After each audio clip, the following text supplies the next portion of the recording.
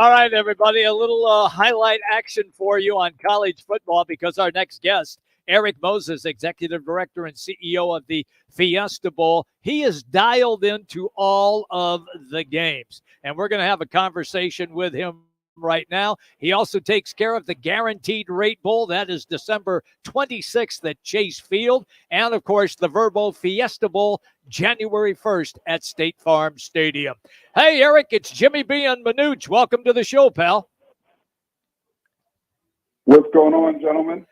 We're excited about these games coming up this weekend. Manuch has kind of coined the phrase, one will be a contender. The losers most likely will be a pretender. Where are you on some of these big games? Erik, it's that time of year, man. Either you make your move or you move out of the way. Yeah, I think it's time for some of these teams, especially the ones that we're accustomed to being at the top of the polls, to really show who they are. The Texas OU game is going to be great. Looking forward to seeing if Texas is Texas in the way that they have been in the past. And Alabama, Texas A&M, I think is going to be a great game as well. We figure out if Alabama can find that identity that they're going to need to propel them through the playoffs. And a couple of things we were just talking about, some of those games, Erik. You look at Kentucky, undefeated, but whether folks know it or not. Louisville, undefeated, and the big move that Jimbo Fisher made down there at A&M, he got rid of my good buddy Darrell Ray Dickey, his OC, brought in Bobby Petrino. Bama coming into their backyard. Is that hire going to make a difference? And can A&M beat Bama down there at College Station? Yeah, I mean, Bama has had some problems with A&M in the past, right? And so who knows whether or not that is the thing that will derail their season. I mean, two losses, I think, disqualifies you probably from the semifinal this year. Yeah. So it'll be interesting to see what Bama is able to do. And I love the rivalry between Saban and our guy Jimbo. We've got several things that we want to get into, but I would be remiss if I didn't ask you about tomorrow afternoon's game at Arizona State with primetime Deion Sanders and his two boys coming into town, and the Buffaloes can put points on the board in bunches. They struggle to stop people with the defense, but they truly are exciting. What are you looking for in that game tomorrow? Well, I think it's going to be more of the same in terms of the Colorado offense trying to look to put up big points. I'm hoping that Kenny's going to have the Sun Devils ready to play and that we're going to see a really, really good game. I am so disappointed that I'm out of town this weekend and won't be able to witness that one live in the Sun Devil Stadium because I think it's going to be a barn burner. All right. So since you just referenced you're out of town, you were in Iowa, and you honored the Iowa State Cyclones, who came in and beat Oregon in the Fiesta Bowl a year or so back. You honored them with the Fiesta Bowl Community Service Award, Iowa State. Explain to everybody what that is. Yeah, so the Fiesta Bowl Community Service Award is an award we created about 7 years ago with the National Association of College Directors of Athletics. So it's the national organization of all athletic directors at the Division I level. And some of our past recipients have been Maryland and USC, Boston College, Georgia Tech, Vanderbilt, and Ohio State. And so this year, the Iowa State Cyclones won that award by having their student athletes volunteer over 4,500 service hours in the community. Wow. And their application stood out from about 80 that we received. And we are here to on field tomorrow to bestow them and their AD, Jamie Pollard, the Fiesta Bowl Community Service Award. And I can imagine, Erik, how fun is it for you to be into stadiums or states that don't have the National Football League, because that technically is their professional game, i.e. So I'm just curious, are you forcing yourself to have to go take in some of the tailgates just to maybe rate them as you go across the country? I'm just saying. Well, it would only be right if I got a taste of the local flavor and flair at all of these places, right? I mean, I don't want to be disrespectful. So yes, we're going to take in some of the tailgate.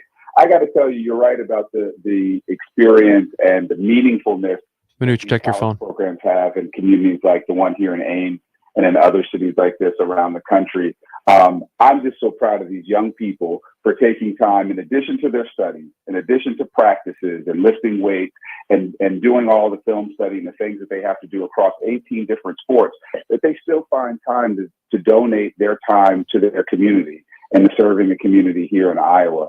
That takes a lot. There are many of us who have far less going on than these young people do that don't donate as much of our time for causes like this. And so they are really to be celebrated. And I'm happy that we're going to be a small part of celebrating them tomorrow. I will tell you this, Erik, and that is you're going to love the tailgating there. I've had a couple of experiences at Iowa State broadcasting games, and it is a sensational tailgating setup that they have. So you go and enjoy.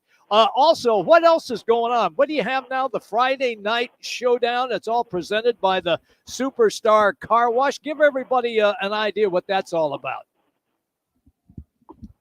Yeah, so we're going into another week of the Friday night showdown, sponsored by the Superstar Car Wash. And again, as I told you guys when we first launched this, we're really looking to make certain that we can highlight what's going on with football, and especially on the high school and grassroots level, right here in our own backyard in Arizona. We want those young people to understand that we care and that others care about what they're doing and their competition there on the field and also in the classrooms. And so we're just trying to bring a little bit more visibility to those contests and some of those rivalry games that are happening in the community, and hoping to be able to grow that initiative next year and make certain that we can bring even more excitement to football games like this and contests like this across the state and not just in the Valley. Well, Coach, there's a couple big ones this year, and I love calling you Coach. Is Erik Moses. He's the coach of the Fiesta Ball, per se. They got Boulder Creek and Sandra Day O'Connor, and over at Shaptown tonight there, Erik, you got the rivalry. It's over at Saguaro, Chaparral Saguaro, and there's our two Donnybrooks of rivalries that you guys are covering. And it just happens that I coach all the quarterbacks in those four teams. That but surprised me? this, thanks for putting that on there. I appreciate it. You must have known that, huh, Big E? Well, we knew we were going to see a lot of scoring if the quarterbacks had such great coaching. So we expect there to be lots of scoring in both those games. We know who to blame, right, Jimmy B? There you go, my man. You got it, brother. How did I know that was coming? Yeah. Hey, I want to drop this one on you, okay? Because you talk to athletic directors across the country. You know the turmoil that has taken place in the Pac-12. Do you have any feel at all talking to other ADs where Washington State and Oregon State might end up? Any feel at all?